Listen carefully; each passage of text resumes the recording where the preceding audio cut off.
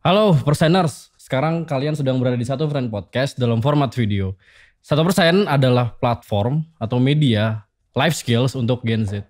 Dan sekarang kalian sedang ada di segmen obrolan Gen Z. Kita bakal banyak bahas topik atau isu seputar Gen Z. Nah sekarang kita pengen bahas satu topik nih yang lagi ngetren banget. Penting gak sih sekolah? Yeah. Penting atau penting gak sih sekolah? Tidak penting. Nah, gue gak sendiri ya. Gue ditemenin sama founder dan CEO 1%. Kenalin, Ivandi Kainur Rahim atau Evan. Oke, halo teman-teman. Evan mungkin bisa dikenalin sedikit dulu nih. Lu siapa ya, dikit aja, dan 1% itu apa sih? Oke, mungkin sekalian ngenalin juga ya bahwa awalnya mungkin teman-teman tahu tentang 1% kali ya. Ya pasti kalau nggak tahu 1% nggak mungkin nonton ini kan. Dan 1% ya adalah media yang ngajarin tentang life skills. Makanya kita sekarang memang ngebahas soal sekolah kan gitu. Karena kita adalah life school, 1% Indonesian Life School. Nah tapi kita juga sebenarnya ada sebuah grup namanya SP Kolektif. Salah satu yang tergabung juga adalah di dalam SP Kolektif ada si paling Gen Z. Ada 1% of course ya. Ada juga layanan konsultasi, makanya kita sering kali promo kali ya. Buat yang sering nonton video 1% juga, ada juga life skills, dan berbagai macam media ataupun perusahaan di bawah SP Kolektif gitu. Jadi sekarang itu kita sebenarnya banyak ya, jadi silakan nanti di follow aja di deskripsi Spotify, YouTube, atau dimanapun lo bisa ngedenger podcast ini. Mungkin kurang lebih kayak gitu ya. Oke, cukup ya. Jadi tadi udah banyak banget ya, linksnya ada, mungkin ada live consultation tadi ya, ada life skills, terus ada SP Career Center juga gitu ya, terus ada si paling Gen Z dan lain-lain. Lu bisa nyari semua platform itu di media sosial manapun gitu. Nah, Van, lu gak kenalin gua? Ya udah, gua Ya, kenalin sendiri silakan ya. kenalan ya. Sebagai perwakilan si paling Gen Z silakan, dan juga ya sebenarnya 1% juga sih ya. Iya, oke. Mungkin boleh kenalan yuk. Gue lupa kenalin ya. Kenalin nama gue Yoga ya. Di 1% gue sebagai head of content, dan gue juga lagi jalanin si paling Gen Z ya bareng Evan juga. Kayak gitu, dan gue bakal ngobrol sama Evan soal tadi topik yang udah gue pancing di awal. Penting gak sih pendidikan atau sekolah? Kayak gitu. Nah tapi Van, sebelum kita mulai, kita ngopi dulu. Oke, siap. Di sini ada kopi teman-teman ya dari Siloka Kopi, Van ya. Ini dari Ya, di mana? ini asli Depok. Jadi ya itu juga ada apa namanya kru kita itu adalah part of Siloka Kopi, dan kita emang kerjasama sama Siloka Kopi. Jadi mari kita nginum. Karena kita juga sering ngopi ya di. Oh ini dingin juga nih. Oke. Kayak ini gula aren ya? Kayak gula aren tadi ya? Gula aren. Oke. Sorry. Mana mau buka? Oh iya, semua. di sini ya. Ya udah. Hati-hati ya, ini mahal. punya orang ini. Betul. Yaudah. Maaf ya. Enak sih ya, buatan Depok. Beansnya dari mana ini? Toraja. Oh, oke. Toraja Beans, teman-teman. Jadi nanti kita bahas lah ya, kopi. Lanjut yuk. Oke, Van, kita bakal mulai ya. Jadi mungkin bakal gue pantik dalam satu rangkaian isu gitu ya. Belakangan itu kemarin ada isu soal ini ya, Roy. Anak Citayam ya. Apa Citayam Fashion Week ya. Fashion Week. Roy bilang dia Mau pengen sekolah. jadi, iya dia pengen jadi konten kreator. Yes. Dan dia menolak beasiswa Ya, dari Sandiaga Uno, bener kan? ya benar. Jadi mungkin buat teman-teman kayak yang nggak tahu konteksnya, lu mungkin tahu ya semuanya. Citayam tuh tahu nggak pada di mana? Di Depok juga ya. Iya, Citayam di Depok juga kan? Samping Bojong. Oh, tapi Depok kan? Atau bukan? Oh, Depok ya. Ya, jadi sama kayak kopi ini, anak-anak Citayam itu sering nongkrong di apa namanya? SCBD. Iya. Ya. Stasiun mana sih? Duku Atas ya? Iya. Di stasiun Duku Atas itu sering nongkrong. Terus kayak ya banyak yang meresahkan katanya sih, karena sering buang sampah dan nongkrong rame. Tapi katanya itu jadi ruang publik juga. Akhirnya salah satu menteri, Sandiaga Uno ya, Mas Menteri Pak Sandi, itu ngasih beasiswa tapi ditolak. Tapi ditolak ya gitu. Itu mungkin bridging dulu ya. Selanjutnya itu ada akun Twitter. Sebenarnya gue kenal sih Van.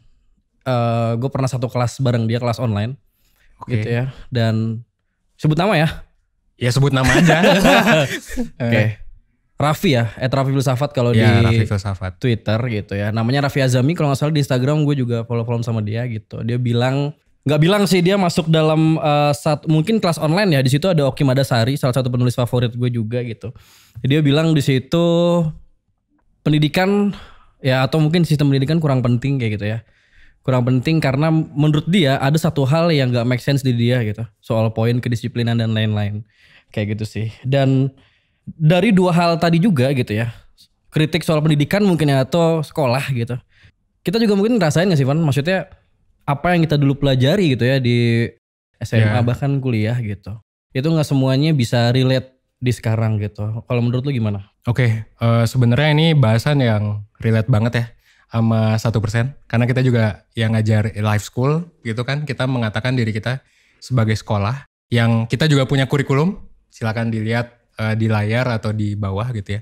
Dan ini relate banget sih. Dan kasus Raffi Filsafat itu sebenarnya ramai banget ya. Kayak di Twitter banyak yang ngerujakin dia, banyak yang ngata-ngatain dia karena basically dia ngatain sekolah, bahwa sekolah itu gak penting. Yang sebenarnya kalau tadi lu nanya pendapat gue, si Roy nolak beasiswa, Raffi juga dirujak gitu kan, karena dia kalau gak salah gak setuju rambut gondrong, gak setuju juga harus masuk pagi dan lain sebagainya. Banyak lah argumennya, bahkan dia mau bikin buku gitu ya. Kalau menurut gue sih ya ada benernya sih. Kalau ngomongin argumennya ya, gue sedikit nyontek nih. Ada benernya karena bentar, kalau kita ngomongin problem di sekolah itu sebenarnya banyak banget gitu. Jadi ya sekolah itu banyak problem ya, tapi mungkin itu kita bahas nanti. Bentar, ya. kita sebelum masuk problem, gue cuma nanya doang, lu gimana pandangan lu? Berarti memang bener, berarti ada juga kritik lu ke pendidikan konvensional dan sekolah konvensional gitu? Iya, ada, jelas ada gitu. Nah, berarti kita mungkin harus coba kita bahas ya satu-satu gitu ya. Kira-kira apa sih yang jadi problem gitu? Kalau misalkan gue pribadi gitu, gue ngerasa mungkin banyak masalah hidup gue sekarang gitu ya, yang memang nggak gue dapet di sekolah sih gitu. Sesimpel gimana sekarang gue manage duit gitu ya. Gue jauh dari orang tua sekarang kan, di Bandung udah harus manage duit dan lain gitu. Terus mungkin manage karir gue gitu kan.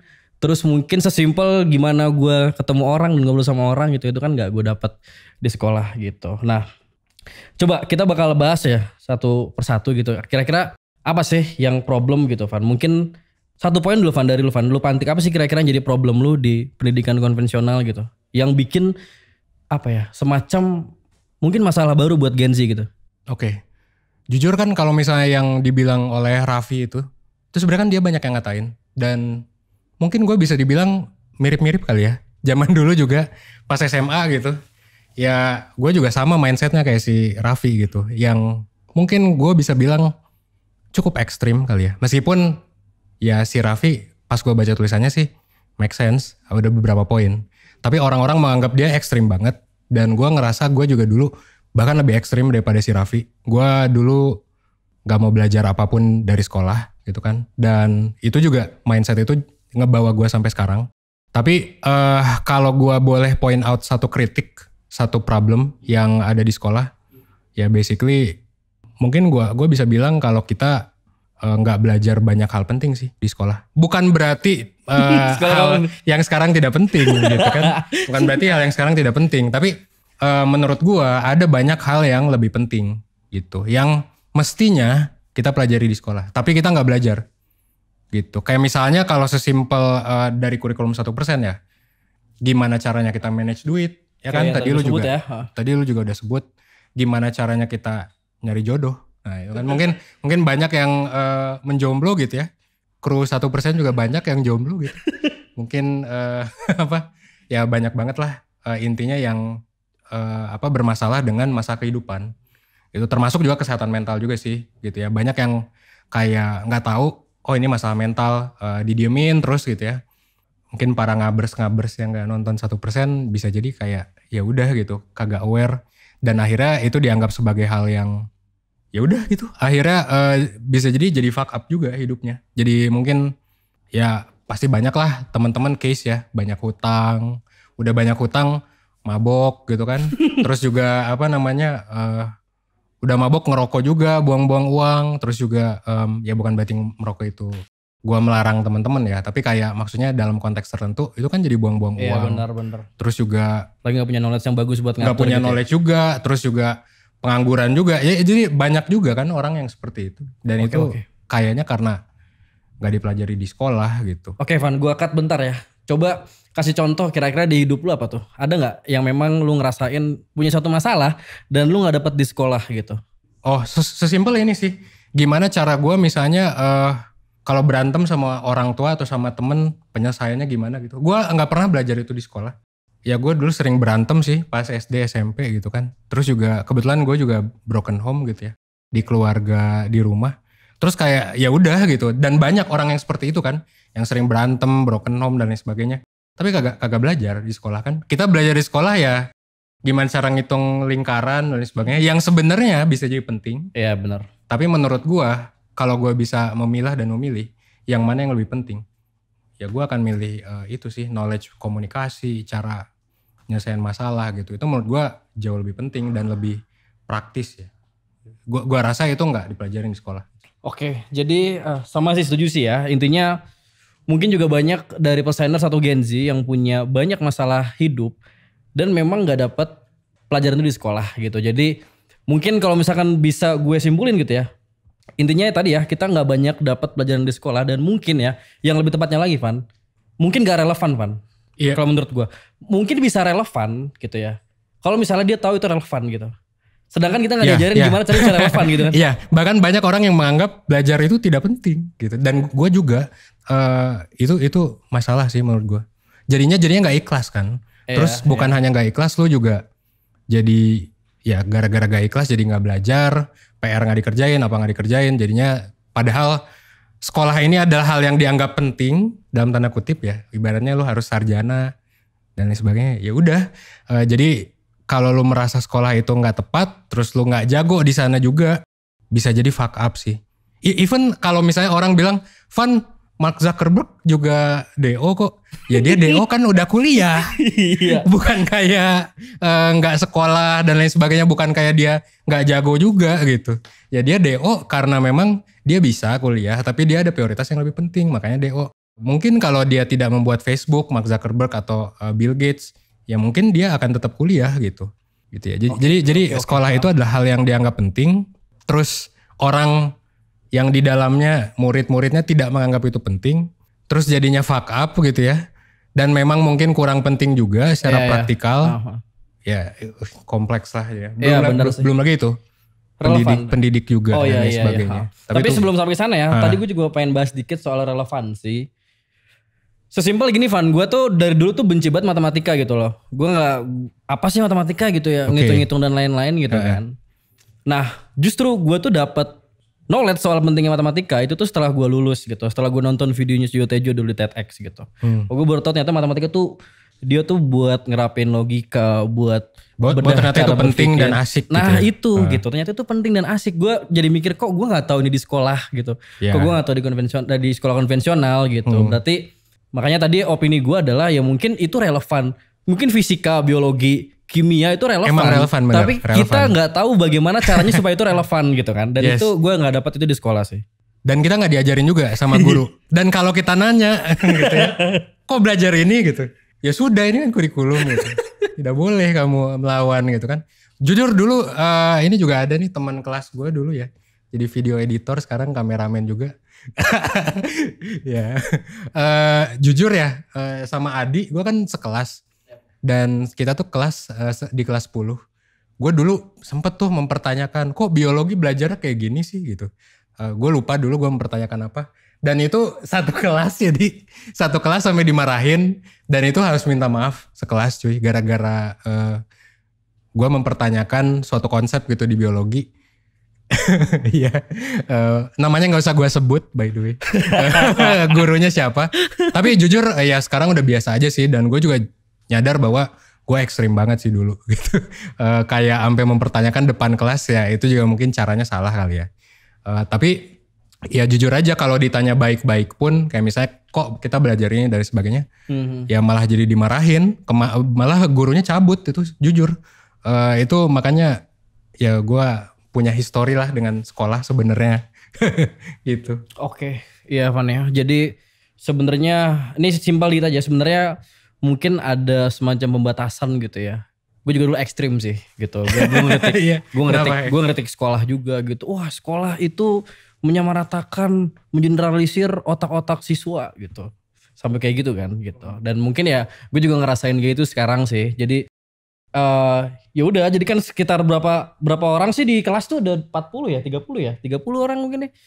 Gitu. Di beberapa kelas ada Iya yang sih. 20 sampai 60 yang bahkan. konvensional gitu kan ada 20 sampai 30 40 gitu. Terus Bahkan 60 bro kalau di beberapa kelas. Gue sempat ngerasain dulu pas SD karena kelasnya sedikit 50 60. Bahkan itu udah dibagi siang pagi.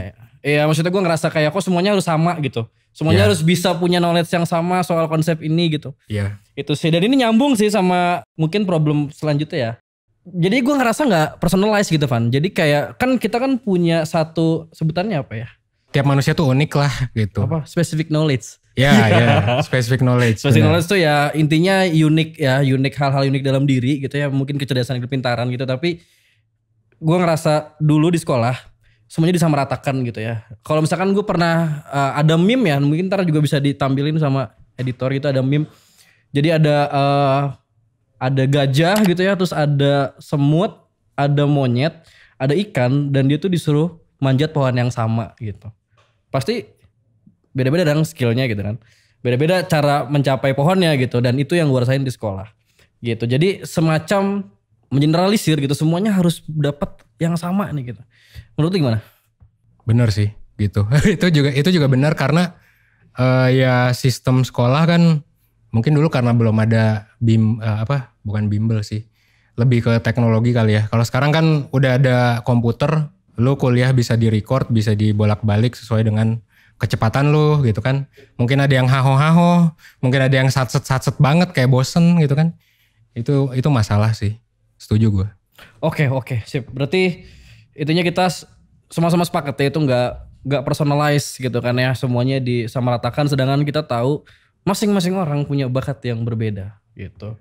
Itu sih. Terus ada lagi Van, gue ngerasa kita buang-buang waktu. Sekolah berapa tahun sih? 12 tahun ya deh. Iya, bahkan kalau S2 25 tahun lu. Belum lagi kalau lu kedokteran. Lu sampai umur 30 lu sekolah gitu kan. Belum kalau lu cuti ya. Iya, belum kalau lu cuti, belum kalau lu gap year, terus lu gak privilege kan untuk bersaing sama orang yang bimbel gitu. Terus lu harus gap year atau lu gak punya duit buat sekolah gitu. Kan itu ya susah juga sih. Jadi kayak kita spend waktu banyak banget, padahal mungkin kita bisa nge-spend waktu itu dengan hal yang lain sih. Jadi efisien gak menurut lo sekolah selama itu? Sejauh yang gue tahu, gue gak punya argumen saintifik atau gimana gitu ya. Kalau ngebandingin sama Finlandia juga yang katanya sekolahnya cuma 4 jam mungkin gak relevan. Tapi dari pengalaman gue pribadi jujur, ya menurut gue gak efisien sih. Gitu. Kita harus sekolah lama banget sampai ya 20 orang lulus 22 ya. 21, 22 ya. 22 kan. Lulus kuliah. Tergantung. Oh iya, tergantung ada ya. Ada yang gap year. Bener juga ya. Ada yang dipaksa orang tua, kamu harus lulus gitu. Iya gitu. Tapi rata-rata ya 20 sampai 23 kali ya. Terus stres gitu kan, akhirnya jadi dari 4 tahun jadi 7 tahun. Iya, belum QLC-nya, belum yang lain-lain. Iya, belum masalah stres dan ya banyak lah. Tapi yang jelas jadi lama aja sih buat kita menjalani hal yang mungkin kita suka. Yang kalau bisa jadi dijalanin di umur yang lebih muda. Belum juga masalah orang tua ya yang ada suportif, ada yang tidak gitu. Itu bisa jadi lebih oke sih. Kalau misalnya ini kayaknya bisa nyambung juga sama personalized tadi gitu. Ibaratnya lu dipaksa belajar hal yang gak lu suka. Mungkin atau lu gak tahu lu suka itu ya. Dan lain sebagainya. Jadi ya kurang lebih seperti itu lah bro. Udah ngerasa gak efisien dan dipaksa buat belajar yang gak disuka gitu ya. Iya. Itu poin bagus sih menurut gue. Iya. Gitu. Gue dulu mau pertanyakan Van, kenapa gue harus bikin sabun gitu, sabun kerajinan gitu loh. Gue emang suka seni sih, cuman kenapa harus sabun gitu. Iya bener. Gitu kan. Bener sih. Tapi udahlah. Mungkin juga yang lain nih presenters dengan Gen Z ini ada mungkin yang kesel gitu ya. Nih wah ini kritik-kritik nih gitu, gak kasih solusi gitu. Jadi tenang ya, nanti di ending kita bakal ngasih solusi gitu. Jadi kita bakal coba bahas kritikan dulu gitu. Betul. Betul itu. Tenang. Jadi kita nyinyir dulu di awal gitu ya. Teman-teman harus dengerin dulu, nanti kita kasih solusinya. Gitu. Ya, oke. Semoga aja memang tepat buat teman-teman lah. Oke, ada lagi Ivan. Ini gue dipantik sama Pak Gita ya, Pak Gita Uriawan gitu. Ini kita lebih bahas ke pendidikannya gitu. Dan juga didukung ya. Tadi gue baru lihat satu penelitian dari UNESCO gitu. Dia bilang Indonesia tuh urutan ke-12 ya. 12 dari 12 negara di Asia Tenggara, berarti terakhir ya. Bener ya, terakhir ya bener. Soal kualitas tenaga pendidik gitu. Dan kalau menyambung sama argumennya, opininya Pak Gita Uriawan, dia bilang ya sebenarnya kita juga nggak bisa nyalahin sistemnya, kita nggak bisa nyalahin si siswanya juga gitu ya. Mungkin tenaga pendidik itu juga perlu bukan dikritik ya, mungkin dikasih masukan. Dikritik sih, dikritik. Iya, diberikan feedback ya, dievaluasi gitu ya. Oke. Oke. Tapi gimana menurut tuh kalau soal itu, soal tenaga pendidik gimana? Oke. Bener sih, jujur gue kalau di mahasiswa kan mungkin teman-teman yang mahasiswa tahu ada pekan atau program kreativitas mahasiswa PKM. Yep. Dulu gue tuh sempet iseng gitu ya, bikin PKM soal evaluasi guru. Kenapa? Karena waktu tahun 2016 atau 2017 gue lupa datanya, ini tolong ditampilin ya, dicari datanya. Tapi yang jelas kalau nggak salah 40-60% gitu guru itu nggak lolos sertifikasi bro. Jadi kan sebenarnya kalau lu udah jadi guru, lu bisa join sertifikasi. Kebetulan emak sama bapak gue juga dosen. Dan kalau dapat sertifikasi lu dapat gaji lebih. Iya kan? Dapat bonus gitulah ibaratnya. Tapi ini ada sekitar 40-60% di tahun 2016 atau 2017 itu nggak lolos cuy. Nggak masuk KKM. Jadi bisa dibilang KKM ya? Apa standar? Ya standarnya itu nggak masuk batas bawahnya. Ini tolong koreksi ya kalau gue salah.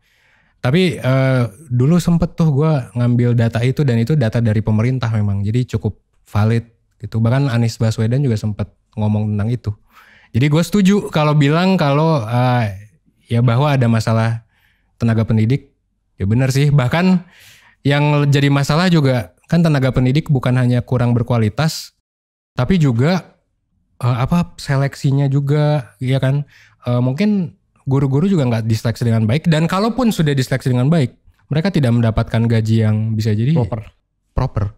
Itu makanya gue nggak tahu lulusan pendidikan kayak banyak yang ngeluh kan sekarang honorer, boleh ditunjukin juga kan di Twitter, honorer gaji 200.000 itu kayak. Oh iya sih, itu isu lama sebenarnya. Iya, gue nggak tahu sih kenapa bisa kayak gitu, selain supply-nya kebanyakan ya, tapi kayak menurut gue itu masalah sih. Jadi udah masalah kualitas, kuantitasnya banyak banget tidak terukur, terus ya ribet dah gitu. Oke. Jadi kita sepakat dalam pendidikan itu nggak cuman masalah nggak timbul dari siswanya aja ya gitu ya, dan sistemnya, tapi pendidik ya, tenaga pendidikan itu juga penting gitu Pan ya. Ada satu lagi sih argumen ya, satu lagi mungkin masalah yang bisa kita pancing soal biaya pendidikan Pan. Biaya pendidikan. Ya kalau menurut lu gimana biaya pendidikan gimana Pak? Mungkin ada teman-teman presenters yang bang sekolah mahal gitu. Ya. Bang ini gini mahal nih, banyak biaya ini ABC dan lain-lain. Itu gimana menurut lu? Ada benernya ada salahnya gitu. Karena kalau dibilang ada benernya, inflasi tuh kalau nggak salah ada data dana pendidikan kayaknya naik banget. Apalagi kalau di US ya udah nggak make sense gitu. Lu bayar sekolah meskipun mungkin berkualitas gitu ya, dan di sekolah swasta juga udah nggak make sense juga. Tapi ada nggak benernya juga karena ya kebetulan gue mungkin privilege gue adalah masuk PTN ya. Jadi di UI dan berbagai kampus gue tahu bahwa memang ada skema kalau di UI itu namanya BOPB, biaya operasional bla bla bla berkeadilan, ya kan? Lupa biaya operasional pendidikan berkeadilan. Padahal gue dulu sering demo BOPB ya. Itu menurut gue jadi nggak mahal sih, karena memang ada sistem itu. Gue nggak mengendorse sistem UI atau apa gitu ya, tapi kayak kalau dibilang mahal sebenarnya dengan gaji UMR gitu ya bisa sih, dan dengan nego gitu ya. Dulu juga gue kan pernah nggak bisa bayar kuliah gara-gara waktu itu ayah gue stroke kebetulan sampai sekarang, dan alhamdulillah sih, maksudnya kalau di PTN setahu gue ya orang tuh nggak mungkin dikeluarin, at least ini in my case ya, mungkin ada case lain. Orang nggak mungkin keluarin gara-gara biaya kuliah. Tapi ya kalau di swasta atau di mana ya beda lagi jelas gitu. Tapi makanya tadi gue bilang ada benernya. Tapi ya sebenarnya banyak cara juga. Dulu gue sampai jualan dan lain sebagainya. Mungkin itu juga yang bikin ya mindset gue jadi bisa jadi ya cukup agile gitu. Karena ya dengan ngelihat gue nggak bisa bayar kuliah ya what should I do gitu. Instead of mungkin ngeluh dan lain sebagainya gitu ya. Yang sebenarnya gue juga dulu sempat ngeluh ke pihak Unif. Dan diterima sih keluhannya, alhamdulillahnya ya gitu. Jadi dibantu juga sama ikatan alumni. Oh iya, sama, iya. Demo gak Van? Rektor. Hah? Demo gak? Sempet demo dulu gue. Kan dulu gue jujur, ini mungkin banyak yang gak tahu juga. Dulu gue tuh kastrat. Buat yang gak tahu kastrat. Kajian strategis ya? Kajian dan aksi strategis gitu ya. Sorry. Aksi strategis gitu. Meskipun tidak strategis. Gitu ya, sebagai kepala departemen dulu ya. Mungkin tidak sestrategis itu aksinya. Tapi kita melakukan ya itu. Aksi strategis dalam tanda kutip. Salah satunya dengan demo gitu. Ya, emang gue juga nulis juga dulu. Sampai jadi ketua BEM juga kan. Ya concern gue banyak kesana lah. Bahkan ketika gue gak bisa bayar kuliah. Gue kan kastrat dulu. Bahkan sempet ada wacana gue mau cuti dan lain sebagainya. Tapi gue akhirnya protes kan. Gak sampai demo sih kalau dalam kasus gue ya. Alhamdulillah sih ditanggapi dengan baik. Dan gue rasa banyak orang juga sih yang menanggapinya dengan baik juga. Dan ya kayaknya sekarang anak-anak BEM kalau gue lihat sih ya menolong juga sih ya. Baik dengan mengadvokasi alias mengkritik si pemegang kebijakannya, rektor dan sebagainya. Atau dengan mereka patungan gitu. Karena gue juga, bahkan ini dulu gue sempat kenal sama temen, ya kita juga patungan sih seangkatan waktu itu. Buat bayarin lo? Enggak, bukan buat gue. Ada juga orang lain gitu. Oh. Dan sekarang juga gue di ikatan alumni juga sempat ngurus beasiswa sih. Habis lulus gitu. Oke. Jadi, kita balik lagi ke masalah awal ya. Jadi, intinya banyak ya masalah-masalah pendidikan tadi gitu kan. Mulai dari relevansi tadi pertama gitu ya. Terus efisiensi waktu ya. Soal generalisir. Terus soal apa tadi? Soal tenaga pendidik gitu ya. Dan mungkin makan biaya gitu ya. Lalu ada tambahan lagi gak? Kurang lebih atau udah segitu aja cukup? Ada satu lagi. Apa-apa? Mungkin satu lagi lebih ke ini kali ya. Sekarang juga kan lagi ramai kasus korupsi. Dulu juga korupsi bansos ada. Sekarang kan ramai katanya bansos ya kita udah bikin videonya juga ya. Lagi kontroversi. Gua nggak bilang mereka salah atau benar. ACT juga kan sekarang lagi kontroversi bansos. Tapi kalau lu mau lihat kasus korupsi sebenarnya di dunia pendidikan kan budgetnya paling tinggi ya di APBN. Di anggaran pembelajaran itu ya banyak juga kok korupsi pendidikan. Orang kepala sekolah aja sempat ini kan kayak podcast gitu. Tempo ini. Iya, termasuk mungkin sekolah gua juga gitu ya. Sempat ada investigasi juga tentang korupsi. Jadi dana bos tuh kan dari dulu cukup kontroversial sebenarnya. Cuman mungkin sekarang gua nggak tahu ya kondisi sekarang karena gua nggak menelisik di sana juga. Tapi ya korupsi juga ada ngaruhnya sih. Jadi mungkin pemerintah sudah berusaha. Tapi ternyata ketika ke bawah dananya nggak nyampe ke masyarakat, ya udah gitu. Gimana? Oke, Van. Tadi banyak banget masalah ya udah disebutkan dalam beberapa poin tadi gitu. Sekarang coba gue pengen ngajak lu berpikir dikit gitu ya. Oke. Abstrak gitu. Kalau misalkan masalah ini terus-terusan terjadi gitu ya. Oke. Kita belum sampai ke solusi gitu. Kalau masalah ini terus-terusan terjadi dan memang nggak ada satu solusi yang bisa nyelesain semuanya gitu. Kira-kira dalam jangka panjang gitu ya, dalam masa depan gitu ya. Apa yang bakal terjadi gitu. Minimal sekarang deh, 2-4 tahun ke depan gitu atau 10 tahun ke depan. Apa sih menurut lo yang bakal terjadi gitu? Berarti ini kita ngomongin the future ya? Bukan buat individu ya? Iya. Oke. Individu boleh sih. Maksudnya individu in the future. Dan secara komunal juga boleh gitu. Apa sih kalau misalkan pendidikan ini jelek dan terus-terusan gitu ya. Efeknya ke manusia apa dan ke society apa gitu. Oke. Gue rasa mungkin yang dikritik Raffi ada benernya dan bisa jadi nanti orang akan mulai sadar gitu ya bahwa sekolah itu sekarang memang banyak kurang ya gitu. Apalagi ya sekarang banyak juga kan Gen Z yang kritis gitu ya termasuk Raffi, Roy juga bahkan gue bisa bilang termasuk kritis juga soal pendidikan kayak dia bisa gue apresiasi keberaniannya ya, terlepas dari dia salah atau benar, tepat atau enggak, tapi apresiasi keberaniannya untuk menentukan pilihan hidup, ya kan? Karena itu ya hidup dia ya terserah. Itu sebenarnya mau milih sekolah atau enggak. Gitu. Gue rasa kedepannya mungkin kalau sekolah gini-gini terus, bakal ada kesadaran sih dari masyarakat gitu ya, untuk orang jadi nggak sekolah lagi. Oh gitu. Gue rasa kayak gitu ya. Karena kalau gini-gini aja, soalnya ya sekarang ilmu bisa didapetin di online. Orang juga ya karyawan 1% banyak juga kok yang lintas jurusan kayak Nandos gitu kan, Adi gitu. Ya, Adi jurusan matematika gulung kabel sekarang kan jadi video editor. Gitu. Si Chris HRD manajemen HR dia jadi ke teknologi ngoding dan lain sebagainya. Kiki lulusan mana? Filsafat. Sosmed ya kan. Sosmed. Gen Z banget gitu. Jadi kayak ya banyak lah yang gak sesuai sama jurusannya gitu. Dan it's okay selama mereka punya skill, selama mereka mungkin ikut sertifikasi lain kayak si Galuh itu jurusan apa ya? Teknik kimia gitu ya. Pangan. Pangan cuy. Awalnya dia kerja di perusahaan donat. Tiba-tiba jadi researcher di 1%. Researchernya pun UX gitu. Kayak jadi sekarang aja udah mulai meskipun nggak populer ya. Makanya si Raffi juga dirujak. Tapi menurut gue udah mulai banyak kesadaran bahwa gue bisa pindah loh ke bidang lain. Bahwa jurusan gue nggak penting-penting banget gitu. Gue bisa kok untuk jadi yang lain. Gitu. Ya of course dengan pengecualian kalau dokter ya kudu lulusan dokter ya gitu. Kayak karena ada kurikulumnya sendiri. Tapi kalau untuk yang lain kayak audio engineer bodo amat gak sih? Iya benar ya. Bahkan sebagai CEO juga gue bodo amat. Kalau karyawan gue dalam beberapa konteks ya itu gak sekolah misalnya. Yang penting bisa ngasihin value gitu.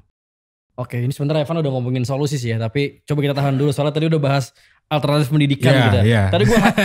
Tadi yang gue highlight tuh ini Van dari lo.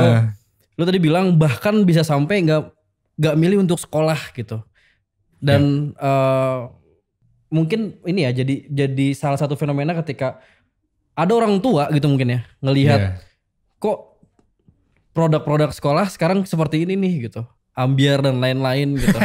Mungkin kayak gitu ya. Jadi kayak misalkan anak gue kayaknya udah deh pendidikan yang lebih khusus aja nih gitu ya. Mungkin nanti kita bakal bahas gitu. Gak usah bahkan Gen Z juga dikatain mulu kan gitu. Entitled dan sebagainya gitu kan. Iya. Jadi bener-bener mungkin menurut lu mungkin jadi di stop gitu. Jadi ya udahlah gue nggak usah ditaruh di pendidikan yang konvensional gitu. Lebih baik gue entah mungkin bootcamp gitu. Iya. Bikin SP karir gitu. Gue rasa mungkin akan banyak sih orang sekarang juga jujur ya kalau gue ngelihat kalangan-kalangan atas gitu ya. Itu mereka lebih memilih spesialisasi ya sekolahnya ya gitu. Spesialisasi Montessori kayak gitu-gitu kan. Buat yang belum tahu kayak Montessori itu kayak sekolah alternatif itu, sekolah alam yang pada akhirnya bagus-bagus juga hasilnya. Bahkan mungkin gue nggak punya datanya tapi bisa aja lebih bagus sama sekolah biasa gitu.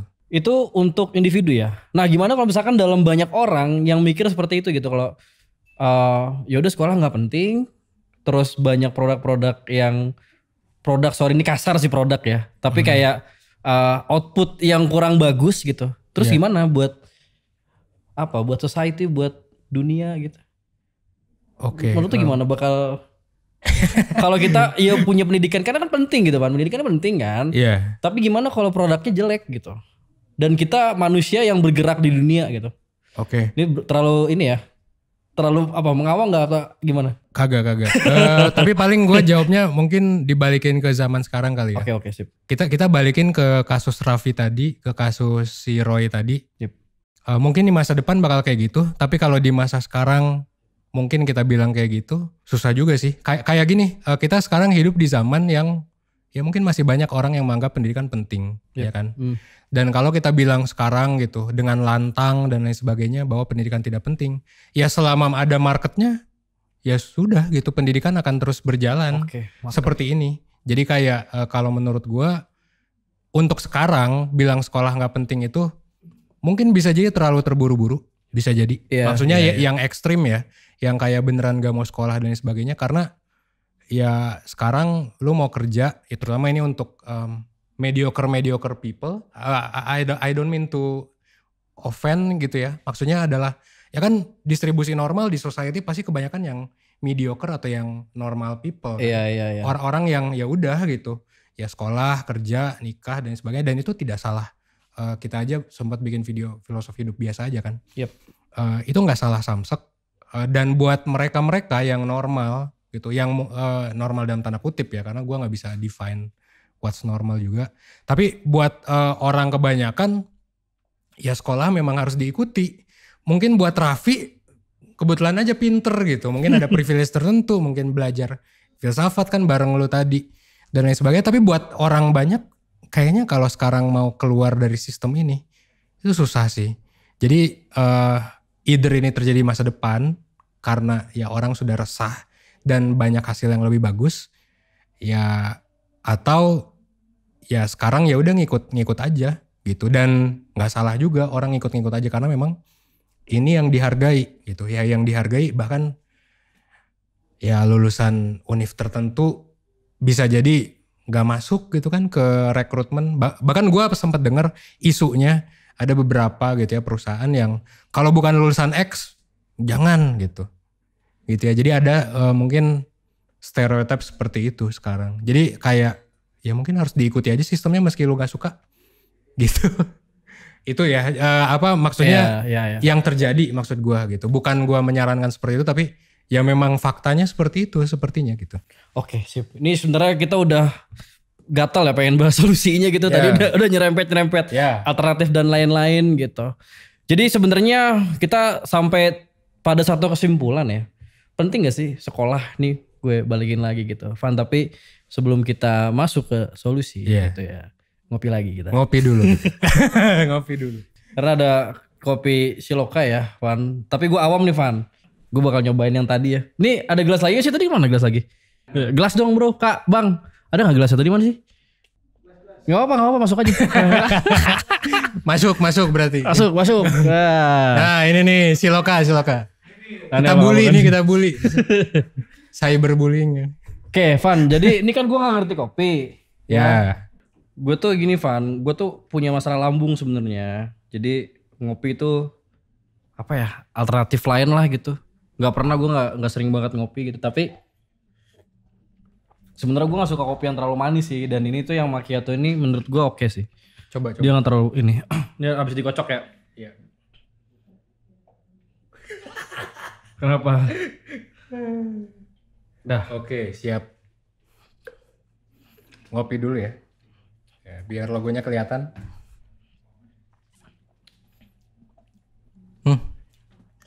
Enak sih dos ini. Beda ya sama versi sebelumnya ya, lebih enak. Ya, gue juga sama sih sebenarnya kalau kopi tuh nggak suka yang, ya meskipun gue juga minum americano ya. Ya. Ini oke sih. Maksudnya kopinya nggak terlalu kerasa, gitu ya. Ya mungkin negatif buat sebagian orang kali ya. Tapi creamy. Dan ini susu sapi ya, caramel macchiato ini. Jadi mungkin lebih kerasa creamy-nya. Dan si kopinya itu, biasa kan ada kopi susu yang asem gitu. Nah gue tuh mungkin kurang suka. Yang masih kerasa acidity-nya banget. Gitu ya. Kecuali di cappuccino atau di americano gitu-gitu. Ini tuh ngeblend sih memang rasanya. Tadi apa Binsi atau Raja? Toraja Pulu-Pulu sama Jawa Flores. Nah, Toraja Pulu-Pulu dan Jawa Flores. Bajawa ya? Bajawa Flores. Oke. Jadi sambil nunggu gitu ya. Sebenarnya Siloka itu memang brand yang si SP Kolektif ini support. Dan kemarin juga memang dalam pembuatannya itu kita support di mesin kopinya juga. Gitu ya. Jadi kayak buat temen-temen ya memang yang mau support produk lokal dan rasanya nggak kaleng-kaleng sih. Gue juga yang beliin memang mesinnya dan lain sebagainya gitu ya. Yang ngeliat prosesnya ini oke banget sih. Bahkan lebih oke daripada pas waktu itu gue yang bikin. Jujur. Mungkin mereka udah dapat resep baru. Jadi silakan teman-teman bisa beli di link di deskripsi ya. Oh ini udah campur tangan lo? Apa? Resepnya? Resepnya campur tangan gue. Ini gue nggak tahu sih, tapi sebelumnya Oh formulanya campur ada tangan campur aing. tangan lo. Oke. Oh aing lagi. Orang Sunda biasa. Gitu kan. Campur tangan gue biasa. Oke Van, ini satu lagi nih Van. Milih yang mana? Lu yang mana? Oke, gue pengen yang Regal ya? Gue regal deh. Oh lu yang Gue regal, gue boleh, suka boleh. regal soalnya. Boleh, ambil boleh nih. Creamy oat aren. Nah kita coba yang vegan ya. Jadi ini vegan teman-teman. Ini 100% vegan kan ya Dos? 100% vegan. Jadi kadang ada juga kopi yang memang bilangnya vegan, tapi kan kadang pakai simple sirup, ya pakai sirup kayak gitu-gitu. Yang sebenarnya nggak vegan juga gitu. Jadi buat lo yang memang punya prinsip untuk vegan atau buat lo yang memang nggak bisa minum susu karena ini pakai susu oat gitu ya. Kita kan sekarang banyak yang laktos intoleran. Yep. Lo bisa nyobain ini sih. Dan gue jujur kalau kebanyakan minum susu juga bermasalah. Jadi kayak gue bakal nyoba yang ini. Oke. Ini apa tadi namanya? Gue apa sih ini? Creamy oat. Creamy oat. Caramel Jadi ini yang macchiato. 100% vegan gitu. Tidak menggunakan bahan dari hewan. Kita coba ya. Jujur ya reviewnya ya kalau nggak enak. Ini regal ya? Atau Baunya enggak- bawa biskuit sih Van, biskuit bayi gitu Iya. loh. Bener. Coba. Oke, coba ya. Yoga dulu boleh. Ragu-ragu minum. Suka nggak? Regal, suka sih. Hmm. Suka jujur suka. Lebih aneh suka serius Van. Gak pernah Serius? tawa Van. Iya. Gak tawa. Oke. Serius ini enak Takutnya gitu. bohong nih. Enggak. Mungkin karena manis kali ya. Oke. Karena manis gitu. Gue suka sih. Dan gue juga kadang-kadang kan kalau di coffee shop suka mesen yang kopi regal gitu. Tapi itu ada biskuitnya Van. Oh, Kopi ada di biskuitnya. atasnya, iya. Nah itu juga kadang-kadang kan sambil nyemil biskuitnya gitu. Oke, Ini, siap. mantap sih Dos gitu. Kayaknya juga. Kalau misalnya beli di Siloka itu Iya. bakalan dikasih biskuitnya. Oh, kalau beli Soloka iya. dikasih Iya, biskuitnya. kalau dimasukin ke sini kan tidak bisa. Iya. Atau mungkin nanti harus kasih regalnya juga beneran gitu. Atau dikasih remah regal. Iya. Biar masuk. Oh gitu. Oh, ada. Seriusan? Oh gitu. Menarik Tapi kok ya. kelihatan tidak ada? Atau sudah menyatu karena? Oke, Udah oke, menyatu oke. ya. Ya udah, silakan. Oke, gua rasain ya. Oh ini. Ini pakai susu yang itu ya. Tapi kayaknya ini bukan susu yang outside itu deh. Masih sama. Susu outside. Sebenarnya jujur kalau gua minum outside tuh ini preferensi ya. Tapi yang jelas gini, kadang ada kopi susu yang kalau pakai susu oat itu kerasa banget gurihnya. Nah kalau gua pribadi jujur agak keganggu karena ya gue berharapnya memang susu yang vegan itu, bukan susu, kopi susu yang vegan itu sama gitu. Jadi kayak kan sekarang banyak jualan burger-burger yang rasanya persis. Nah gue cenderung lebih suka yang itu. Nah ini itu rasanya ada gurihnya, tapi nggak sampai ngeganggu. Jujurnya ya, pas gue bikin resep ini jujur waktu itu agak keganggu. Tapi sekarang udah oke sih. Mungkin ini diformulasi, ditambah apa ya ini? Itu ada sedikit rahasia di. Oh rahasia ya, rahasia. Oke. Resep rahasia. Keren juga. Ya, oke. Berarti ini ramah buat lambung Gen Z ya? Oh, ramah. ramah buat lambung Gen Z. Oke, siap. Ya, Gak bakalan gini. Laktos intoleran. iya, tidak bakal ya. Dan mengurangi emisi juga. Mengurangi cruelty free juga. Iya ya. Tidak ada cruelty kepada binatang gitu. Tapi ini buat teman-teman yang vegan, apapun alasannya ya, gue nggak ngejudge alasan apapun. Tapi yang jelas ini cocok sih. Dan tapi ada rasa gurihnya. Jadi buat teman-teman yang mikir ini tidak berbeda dengan kopi susu biasa, jangan dibeli sih gitu ya. Tapi buat yang suka dengan gurihnya, ini enak banget sih. Bikin mindful gak? Iya, bikin jadi lebih ini gitu sih. Buat bahas Live in the bikingan lagi. moment bro, live in the Oh, moment. Mau nyoba nggak? Oke. Tadi apa? Creamy oat, ada gurih-gurihnya itu. Oke, vegan ya. Ya vegan. Dikit banget. Lebih pahit. Gue gak suka. Lo nggak suka? Tapi kok beda ya? Ada Susunya gurihnya. bukan susu gitu. ada Bukan gurih. kayak susu gitu loh. Emang kayak oatmeal pasti.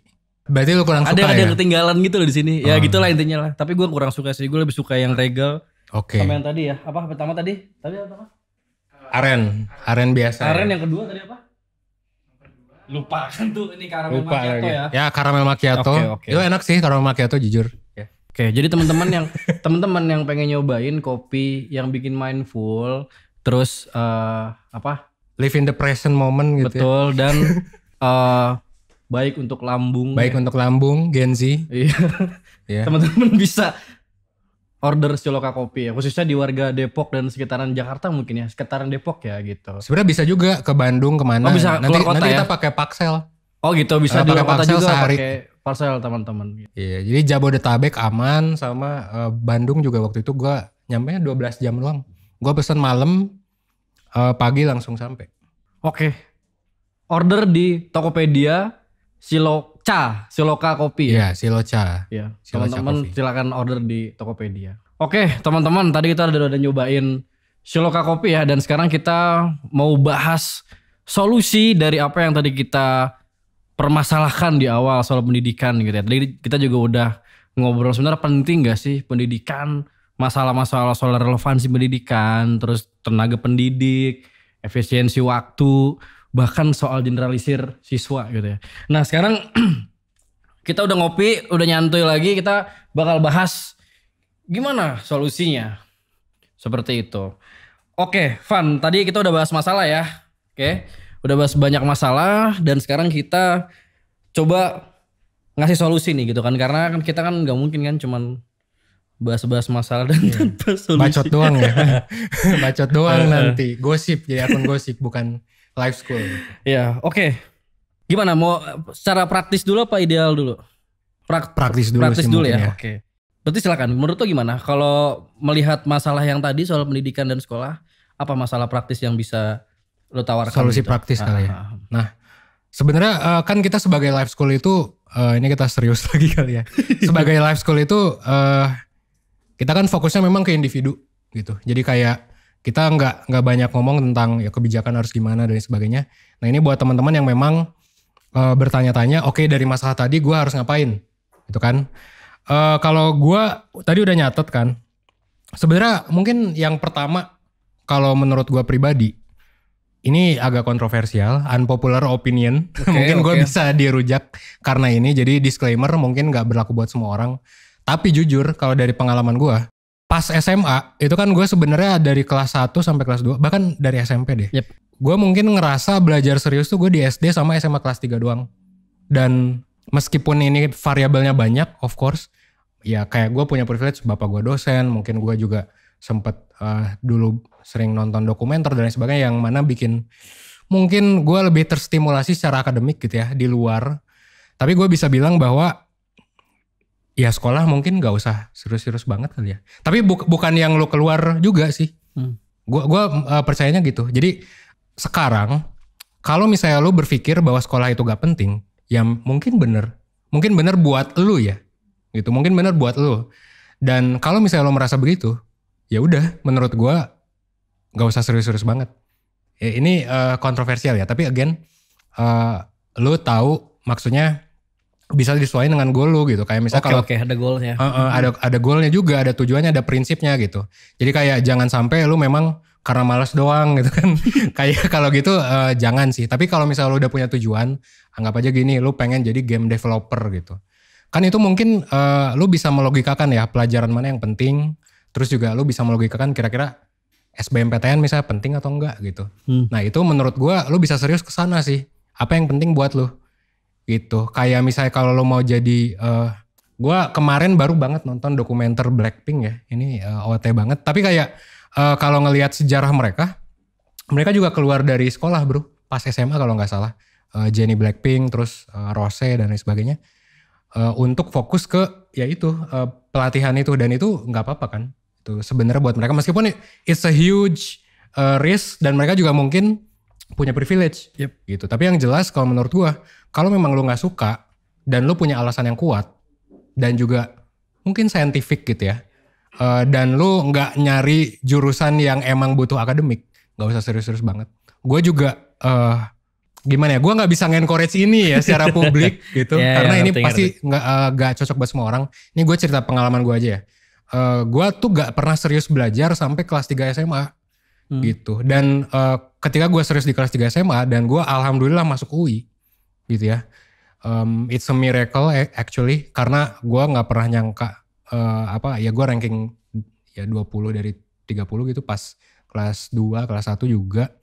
Dan orang gak akan ada yang nyangka sih dulu bisa masuk UI gitu, karena yang masuk juga cuma 3-5 gitu ya. Bisa dihitung jari gitu dari SMA gue. Tapi ketika gue fokus di kelas 3 dan itu fokusnya ke SBMPTN doang, it works. Kayak gue gak perlu serius-serius banget di kelas 1 sampai 2 sampai 3. I can say I don't waste my time. Jadi kayak kalau tadi kan masalahnya adalah efisiensi, buang-buang waktu. Ya gue nggak buang-buang waktu sih ngerasanya gitu, dan gue nggak menyesali ketidakfokusan gue di kelas 1 sama 2. Tapi ini of course gue mesti ulangi sekali lagi biar nggak dirujak gitu ya sama netizen. Ini berlaku unik buat gue gitu. Buat lu yang mungkin lu adalah orang yang ya udah biasa aja dan lain sebagainya gitu, yang memang pengen hidupnya ya udah gitu. Itu menurut gue ikutin sistemnya. Yang penting lu jangan, ya lu punya standar bawah lah gitu. At least kalau lu nggak suka, mungkin set standar itu ya nilai lu 70 lah gitu. KKM gitu ya. Yeah. Jadi kayak lu nanti bisa siap dengan plan A, plan B, plan C. Oke. Karena gini, kalau misalnya lu ya high risk, high return of course. Tapi kan gak semua orang, kalau misalnya resikonya tinggi terus gagal, misalnya lu pengen jadi kayak Blackpink gitu ya. Terus drop out, terus lu gak punya, misalnya ijazah lu merah semua juga. Mungkin bakal susah sih, karena ya gak bisa dipungkiri, Jennie Blackpink dan lain sebagainya. Mereka punya privilege cuy gitu, orang-orang seperti itu. Dan untuk orang-orang kayak kita yang biasa-biasa aja gitu ya, yang mungkin lahir di keluarga middle atau lower class, bahkan itu kayaknya sekolah masih penting sih, jujur ya. Iya benar. Tapi kalau lu merasa itu nggak penting, ya nggak usah diseriusin banget. Asal punya standar. Kalau gue di kuliah juga menerapkan itu. Jadi gue merasa ya IPK gue cukup di atas 3. Nah tapi jujur ketika gue punya target low, mungkin ini buat orang-orang tinggi ya, relatif of course, tinggi sama rendah. Tapi menurut gue di atas 3 itu rendah sih gitu. Kenapa? Karena ya banyak orang, teman-teman gue di fakultas yang sama, psikologi UI gitu ya, yang mereka ngarahnya tuh 3,9, 3,8 gitu IPK. Dan kalau gak nyampe segitu, stres gitu. Nah jujur gue tapi ketika gue melakukan itu, jadi ekspektasi gue rendah. Ya, ini filosofi stoik ya yang kita udah pernah bahas. Dengan ekspektasi kita rendah, kita mikirin yang terburuk juga, ya udah jadinya gue jadi nggak stres. Alhamdulillah IPK gue jadi 3, di atas 3,5 ya, 3,51 ya angkanya. Itu karena memang gue jadi menjalani kuliah karena memang gue suka kuliah. Jadi bukan karena gue ngejar nilai gitu ya. Itu mungkin solusi pertama kali ya. Mungkin ya gue pengen menyederhanakan sedikit gitu ya. Jadi mungkin yang lu maksud sekolah itu nggak penting kalau orang itu nggak tahu goalsnya, bener gak? Bener sih. Gitu kan? Intinya gitu kan? Bisa dibilang gitu. Karena kalau lu nggak ikhlas sekolah, kalau lu nggak merasa ini penting, tapi lu maksain dan lu nggak ada solusi lain gitu selain maksain terus ngafal gitu kan? Ngafal tuh ini by the way tolong ditunjukin taksonomi Bloom ya. Iya. Menghafal tuh paling rendah gitu, dan rata-rata orang yang maksain tuh ya paling cuma bisa ngafal, karena kalau di level atas ini again gue gak ada teorinya, tapi mungkin lu butuh passion gitu, lu butuh suka sama itunya biar bisa create sampai level yang atas gitu. Jadi kayak ya bisa dibilang mungkin sekolah gak penting kalau lu gak nyaman. Mungkin Roy benar gitu ya, meskipun gak ada yang tahu keputusannya paling efektif atau enggak, tapi mungkin Roy dan Raffi benar gitu, bisa dibilang ya dengan prinsip mereka. Dan kita harus mengapresiasi keberanian mereka. Sih, kompleks ya, jadi ya sama sih kayaknya di semua keadaan menurut gue lebih ideal kalau kita tahu tujuan ya, tahu goals dulu gitu, bahkan di sekolah sih gitu. Mungkin kenapa, kalau gue tangkap sih ya, gue juga setuju sebenarnya kenapa lu bilang kayak gitu ya, karena kita gak tahu goalsnya gitu. Maksudnya anak di umur SMP gitu ya, taruh SMP atau SMA gitu, mungkin kita gak tahu kita mau apa nih selanjutnya gitu. Jadi sekolah ya udah jalan aja sekolah gitu. Mungkin kayak gitu ya kalau misalnya bisa disimpulin gitu. Jadi penting banget buat perseners ya, again kita nggak bilang sekolah itu sebenarnya nggak penting gitu ya, tapi menjadi nggak penting kalau lu nggak tahu goalsnya gitu. Kalau lu omyoan, kalau lu nyablon, nyantai blow on, gitu. Jadi buat lu yang bingung sama tujuan hidup, goals, lu bisa ke live consultation. Promosi. Lu bisa mentoring ya, bisa konsultasi atau curhat sama mentor-mentor Live Consultation ID gitu. Tinggal lu cek aja di Instagramnya @liveconsultationid gitu. Oke, penting buat lu buat tahu tujuan dalam segala apapun. Oke, fun. Dan sorry gue mau nambah dikit. Dan menariknya adalah kita kan ya di SP Kolektif ada SP Career Center. Ya bener-bener. Bisa ditunjukin juga.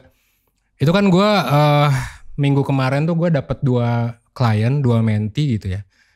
Dan menariknya sekarang memang alhamdulillahnya orang tua dan juga anak udah aware cuy. Bahkan kalau dulu kan klien kita mungkin umur 18-24. Kemarin tuh gue dapet klien anak kelas 10 SMA. Jadi kayak 10 SMA. Iya 10 SMA.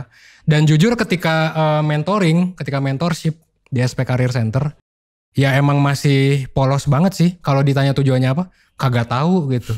Ya bener. Tapi dengan dia ikut, jadinya bisa ke encourage buat eksplorasi. Minimal aware ya. Minimal aware. Jadi kayak gue bisa ngasih kurikulum yang memang gak ada di sekolah. Yang mana itu bakal beneficial banget sih buat itu. Jadi buat lo yang, gue sempat lihat bahkan ada yang kelas SMP ya, 12 tahun, 13 tahun, udah nonton 1%. Mungkin ya too early, bisa jadi gitu ya. Karena kita memang targetnya 18-24, tapi buat lo yang muda, bahkan gak usah muda sih, banyak lah umur 30, 40 juga masih mentoring ke kita. Meskipun mentornya mungkin jauh lebih muda gitu ya, termasuk gue juga.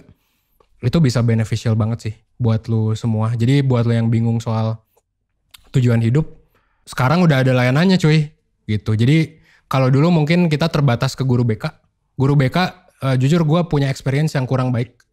Gue gak tahu sekarang udah banyak evaluasi atau enggak, tapi sejauh ini yang gue denger guru BK udah banyak evaluasi. Dulu gue dijudge banget jujur sama guru BK. Sama. Dulu gue dijudge gak bisa masuk ke perguruan tinggi manapun sama guru BK jujur. Tapi kayaknya sekarang udah berubah. Cuman sekarang lu punya alternatif. Harus bayar sih. Tapi ya at least di 1%. Karena lu bayar, lu mungkin dapat pelayanan yang oke gitu ya. Plus dapat psikotes, dapat worksheet. Dan ya at least lu bisa ngobrol sama mentor-mentor yang ya sesuai pilihan lu of course. Di SP Career Center atau di 1% ya. Kalau mungkin lebih ke mental health, lebih ke masalah hidup overall lo ke 1%, ke life consultation. Kalau misalnya ke karir, SP Career Center. Oke. Jadi baik lagi kalau pengen konsultasi sama mentor terbaik di @liveconsultationid ya.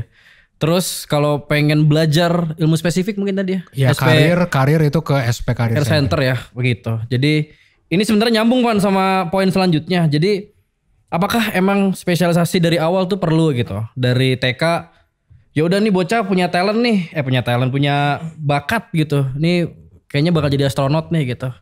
Karena sering liatin bulan misalnya. Atau apa? Ya talent atau bakat yang dilihat dari kecil gitu. Perlu nggak sih wah yaudah nih ada jalur khusus ini dari TK gitu khusus. Atau SD tuh ya udah SD tuh bahkan udah belajar hal-hal dasar yang spesifik misalnya gitu. Itu gimana menurut lo? Oke, kalau menurut gua ya jujur gue gak bisa bilang sih, tapi kayak plus minus of course. Dan menariknya adalah susah juga sih ya jawabnya. Kayak pertanyaan misal anak 10 tahun, contoh orang tua apakah berhak misalnya untuk nyuruh-nyuruh dia misalnya, atau untuk nyusun jadi generalis atau spesialis. Gua gak bisa jawab, tapi yang gue bisa jawab adalah you do you sih ya. Balik lagi ke masing-masing. Dan mungkin kalau pengen tepat banget, bisa aja gak ada yang tepat banget. Tapi dengan bantuan profesional. Kalau misalnya lu bingung as parents gitu ya. Ya mungkin bapak dan ibu bingung. Bisa ke psikolog remaja sih mungkin ya. Buat ada psikolog remaja ya. Ya ada psikolog remaja, ada mentor juga yang udah berkeluarga gitu kan. Di 1% juga. Jadi lebih enak sih kalau misalnya kayak gitu. Jadi kalau ditanya lebih baik mana? Mungkin lebih baik, ini balik kayak konsultasi lagi ya. Tapi kayak emang gitu sih. Kalau misalnya lu merasa belum punya ilmunya atau mungkin ragu, atau mungkin ngerasanya kayak lu punya tendensi yang tinggi untuk jadi spesialis, jadi generalis, mendingan ya ke profesionalnya sih, psikolog pendidikan, psikolog remaja dan lain sebagainya. Oke. Dan kalau dari video expert generalist gitu ya, ini gue ngebahas mungkin yang praktikal. Jadi kalau tadi kan gue encourage untuk konsultasi, tapi kalau kayak lu nggak berminat konsultasi dan lain sebagainya, lu coba tonton deh video expert generalist. Di sana sih advice-nya adalah ya lu generalis dulu. Jadi kalau gitu, dari awal generalis dulu ya. Kalau gue jujur, gue melihat manusia itu sekarang itu ya, itu seringkali spesialis banget gitu. Jadi kayak mungkin padahal sebenarnya kadang manusia itu punya banyak minat. Mungkin ada orang yang cocok jadi spesialis, tapi kayak gue ngerasa kadang orang jadi terbatas sama satu bidang dan itu mungkin akan merugikan dia. Of course ini gak berlaku buat semua orang ya. Jadi saran gue mungkin kalau masih muda, apalagi belum fix, belum ngerasa fix ya si anaknya. Yep. Anggap aja, atau lu udah 17 tahun, 18 tahun gitu ya. Saran gue mungkin jadi generalis dulu aja gitu. Sampai lu paham, oh gue suka ini. Ya inilah pentingnya gap year. Mungkin nanti kita bahas gap year kali ya, plus minusnya. Tapi gue ngerasa bahwa buat yang belum tahu bisa generalis dulu. Tapi kalau buat yang udah tahu ya spesialis aja sih. Gitu, gak masalah, gue gak menegasi itu. Alhasil yang terakhir adalah you do you. Gitu ya. Karena gue belum baca riset soal ini sih. Mungkin kalau gue udah baca, gue bisa lebih firm ya. Lebih tegas dalam melihat solusinya gitu. By the way di SP Career Center tuh ada konsultasi karir kan? Di SP Career Center? Iya. Itu ada. Oke, berarti bisa jadi solusi juga dong harusnya. Bisa. bisa jadi ya, solusi. tadi kan mungkin yang awal kan soal tujuan hidup. Mungkin ada teman-teman yang pengen konsul soal masalah yang lebih spesifik, which is karir misalnya. Gitu. Itu bisa juga konsultasi di SP Career Center ya, Van ya? Ya, di SP Career Center. Oke. Kalau misalnya satu orang ikut bimbel di luar jam sekolah, solusi menurut lu? Bimbel tambahan? Gua ngerasa sekarang ya ini bisa jadi perdebatan juga sih. Karena ada beberapa penelitian yang bilang offline tuh masih penting. Tapi gua ngerasa untuk banyak orang, ini again opini ya gitu. Dan gue juga gak terlalu punya banyak duit. Karena bimbel offline itu of course lebih mahal. Buat lu yang ngerasa gak punya privilege dalam uang, menurut gue bimbel online aja sih. Bahkan gak usah bimbel online. Sekarang tuh di YouTube juga banyak kok. Gitu, ini bisa lu cari aja. Misalnya belajar SBMPTN dan lain sebagainya, udah banyak kok. Gitu. Jadi dengan seiring keterbukanya informasi, ya lu bahkan bisa belajar sendiri dari YouTube. Sekarang udah demokratisasi. Betul. Si informasi itu tinggal karena sekarang informasi udah banyak, lu memilah dan memilih. Jangan sampai lu dapat informasi yang kurang baik. Contoh yang gue anggap kurang baik tuh rumus cepat. Mendingan lu tahu ini sih. Ya ini pro kontra ya of course. Kiat ya. Iya pro kontra. Tapi kalau gue pribadi kalau boleh beropini, enakan kalau misalnya lu paham konsepnya. Oke. Gitu. Dan lu framework ya. Iya semangat sama itu. Bahkan mungkin di awal dibandingkan paham konsepnya, motivasi dulu deh. Motivasi belajar. Yang lu harus tumbuhkan ya. Of course it's my opinion ya. Karena gue di dunia psikologi. Tapi gue ngerasa mungkin yang lebih penting daripada rumus cepat dan lain sebagainya adalah lu motivasi belajar. Lu mau belajar habis itu ya baru lu ngerti dan paham konsepnya, nggak ngafal. Karena ngafal itu ada yang paling rendah tuh. Iya. Yang bagus itu kan lu bisa menganalisis, lu bisa paling atas malah creating something. Ya, mengabstraksikan ya. Oke. Van, jadi tadi beberapa poin ya. Yang pertama mungkin jadi nggak penting kalau misalkan nggak tahu goals, bener ya? Berarti itu solusinya harus tahu goals ya. Kedua, bisa ikut bimbel tadi ya. Ikut bimbel memang di luar sekolah kayak gitu. Atau tadi kita kasih solusi ya, tonton mungkin ya video 1% ya. Kalau misalnya pengen belajar banyak soal ilmu kehidupan yang mungkin gak dapat di sekolah gitu, bisa tonton video YouTube 1% teman-teman.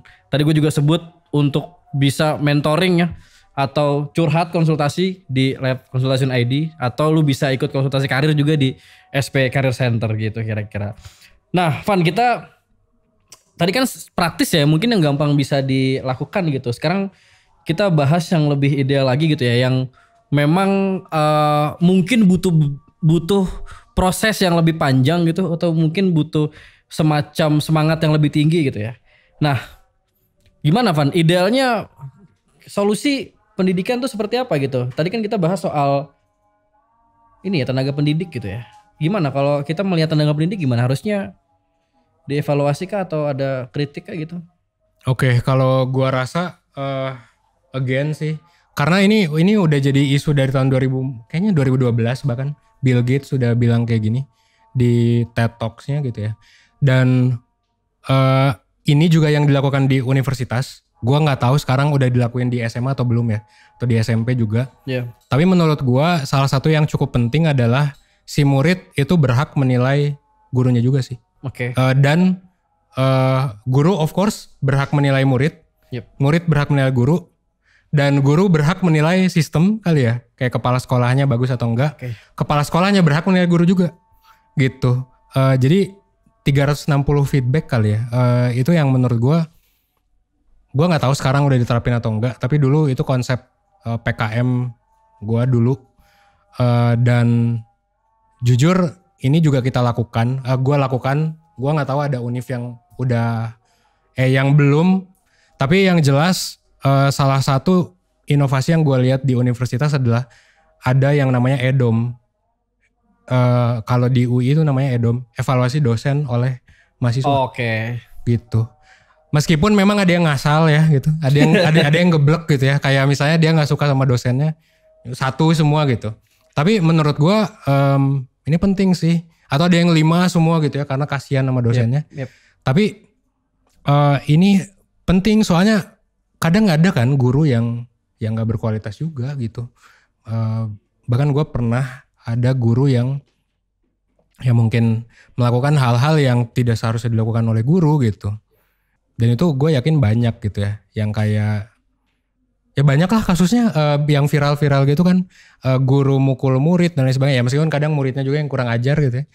Tapi menurut gue ini harus dari kedua belah pihak ya, muridnya jangan kurang ajar dan bisa dievaluasi guru. Oke. Tapi gurunya juga jangan seenaknya juga, jangan ya gitulah pokoknya. Jadi EDOM itu kayaknya penting deh buat di semua.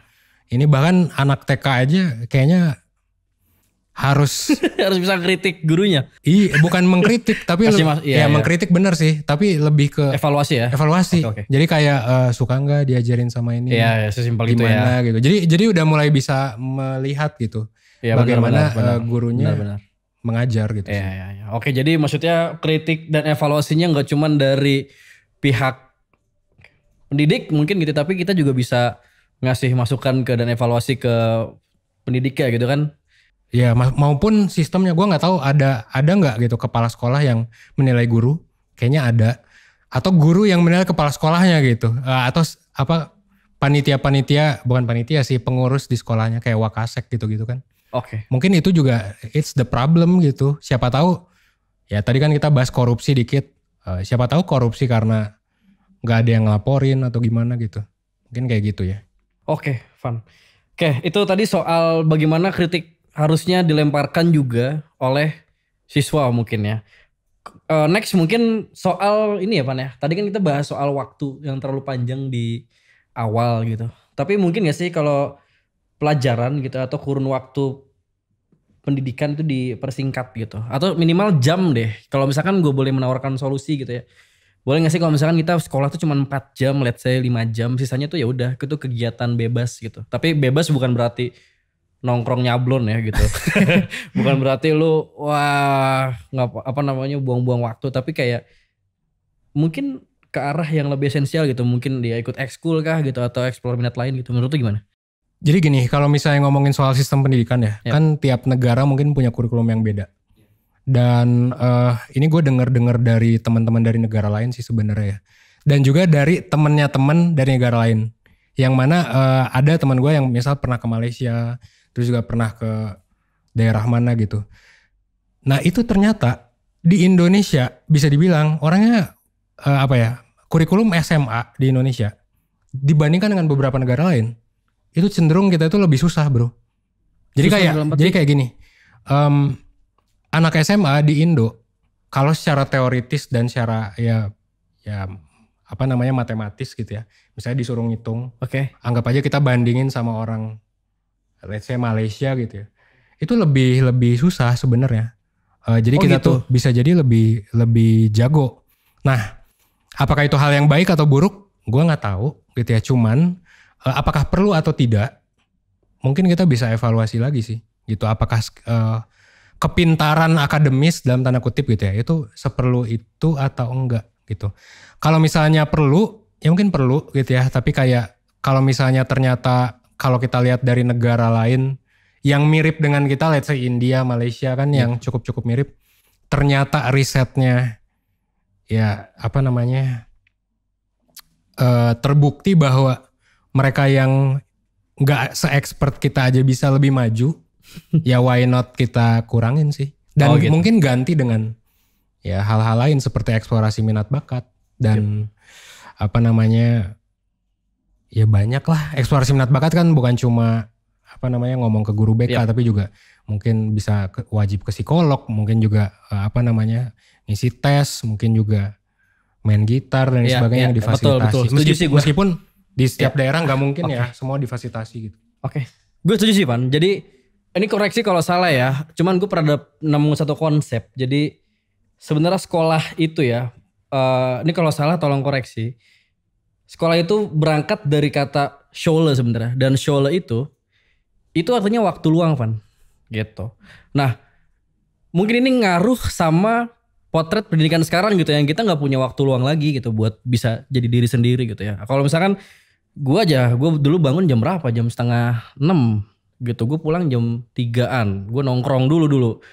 Malam ya udah nggak ada waktu lagi buat diri sendiri, udah capek gitu ya. Basically sama kayak orang kerja sih gitu. Jadi di sekolah pun gue nggak dapat ilmu kehidupan gitu kan. Gue nggak dapat ya ilmu yang memang harus gue dapat buat jalan kehidupan gitu. Nah mungkin nyambung sama tadi ya soal waktu tadi gitu. Ya gue setuju sih kalau misalkan memang dikurangin dan ada waktu luang yang bisa dipakai buat perbanyak eksplorasi dan minat gitu. Menurut gue gitu. Jadi mungkin gue pernah juga nih, gue cerita ya, gue pernah ke pesantren di daerah Kalimantan gitu. Gue kaget sampai sana karena di sana itu beda Van. Jadi dari siang sampai malam itu belajar kurikulum sekolah ya. Siang sampai sore itu belajar kurikulum hidup gitu. Jadi kurikulum sekolah siang sampai pagi sampai siang, dan siang sampai malamnya itu belajar kurikulum yang lain gitu, which is mungkin agama dan lain-lain gitu. Jadi menurut gue itu bisa jadi solusi sih.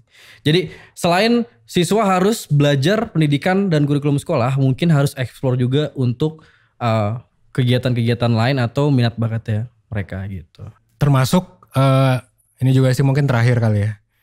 Ya termasuk kurikulum 1% mungkin. Ya, karena gini, kan banyak ya klien-klien kita yang maksudnya yang ikut layanan konsultasi, ikut webinar dan sebagainya, dan ya banyak juga yang ngerasa tercerahkan. Bahkan dari video kita yang gratis gitu ya, bukan hanya yang berbayar. Itu banyak yang ngerasa tercerahkan dari sana gitu. Terus kayak ya why not kita belajar itu. Kayak misalnya sesimpel kalau kurikulum level 1 kita kan ya how to survive, ya kan, bahwa teknologi seperti ini gue dulu diajarin Microsoft sih sama sekolah, dan itu gue dapat banget manfaatnya. Tapi ada beberapa sekolah yang banyak mungkin ya yang saat itu nggak ngajarin. Terus juga mulai dari infrastruktur dan sebagainya itu kan ada di kurikulum 1% gitu ya, dan nggak perlu pakai kurikulum 1% juga, maksudnya bisa cerminan dari itu aja, relationship, terus juga mitigasi resiko, cara biar sehat dan lain sebagainya. Ini sih yang kayaknya mesti ditingkatin, dan murid-murid mesti paham sih ya gitu. Tapi ya jangan dipaksain kayak sekarang juga, maksudnya sekarang tuh kan kayaknya banyak yang terpaksa sekolah itu. Ya termasuk Raffi mungkin yang kalau nggak salah dia sampai dapat SP gara-gara mau kritik gitu kan. Menurut gua ya murid-murid yang mungkin vokal dan lantang dan juga punya minat lain mungkin bisa difasilitasi sih. Oke. Mungkin nggak semua orang butuh seperti itu, tapi kita bisa nyoba dengan trial dulu sih. Ya inilah kayaknya pentingnya sekolah-sekolah trial gitu sih, yang dari yaitu Nadiem Makarim dan sebagainya. Oke. Sedikit Evan soal kurikulum Van, dikit aja. Jadi itu kan bisa jadi solusi juga kan. Kira-kira apa yang bisa dijelasin dan ditawarkan?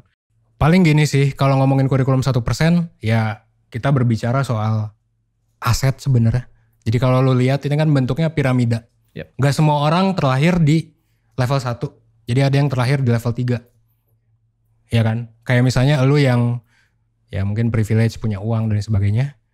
Ada juga yang mungkin lahir langsung bisa manage bisnis gitu. Karena minat bakatnya udah tahu dari kecil. Itu hoki banget. Tapi banyak orang yang lahir di level 1 bahkan level 1 aja belum. So lu mesti aware bahwa hidup itu sebenarnya ya ini berdasarkan perspektif 1% ya. Ada level-levelnya gitu. Lu level 1 ya gimana caranya survive, gimana caranya biar lu gak berantem sama keluarga. Ya kan, bayangin kalau lu bikin bisnis terus lu berantem sama keluarga, ya bisa jadi fuck up juga kan sama pasangan. Jadi basic relationship-nya level 1 harus hatam, harus oke. Level 2 harus lulus juga, mitigasi resiko, pertahankan kesehatan dan lain sebagainya. Level 3 lu gimana caranya biar happy, healthy, produktif gitu ya. Level 4 gimana caranya, nah ini freedom yang menarik juga ya, menciptakan freedom gitu. Dan legacy kalau dalam konteks kita ya bikin bisnis, terus ngajarin orang juga sih. Mungkin yang dilakukan ya 1% sekarang bisa jadi ya creating legacy for you, for ya our children dan lain sebagainya sih. Mungkin kurang lebih seperti itu. Oke, siap. Dan semuanya itu bisa diakses di semua media kita ya. Iya, di semua media kita. Ya, di semua platform teman-teman kalau pengen belajar soal kurikulum kehidupan bisa akses ya 1% official. Ya, itu banyak banget di YouTube ada, di Instagram ada, di TikTok ada, semuanya ada. Gitu ya. Dan teman-teman juga bisa follow ya dan ikutin seluruh holdings kita ya. Mulai dari konsultasi ya, @liveconsultation ID. Terus kalau teman-teman pengen belajar soal ilmu kehidupan bisa di Life Skills @LifeSkillsID. Kalau teman-teman pengen belajar atau diskusi soal isu masa depan bisa @SiPalingGenZ. Teman-teman pengen belajar karir ya, fokus ke karir bisa di SP Career Center. Teman-teman pengen konsultasi soal bisnis marketing bisa ke Postmetric gitu. Dan kita lupa Van, ini kita didukung oleh Sunday Creative Lab ya. Sunday Creative Lab. Iya, kita ada di lupa studio tadi. Sunday. Ya, follow @Sunday Creative Lab. Dan tentunya terakhir Siloka Kopi ini yang bikin kita ngobrol 2 jam nih. Iya. Ngaret sebenarnya nih, udah dimarahin director nih, udah beres. Karena Siloka ngomongin kurikulum gitu kan. Kita ngobrolnya enjoy gitu. Iya, enjoy dan live in the moment ya. Jadi tidak peduli future mungkin ya. Terlalu live in the moment gitu. Ya udah ya. Oke, teman-teman jangan lupa ya berkembang minimal 1% setiap harinya. Thank you.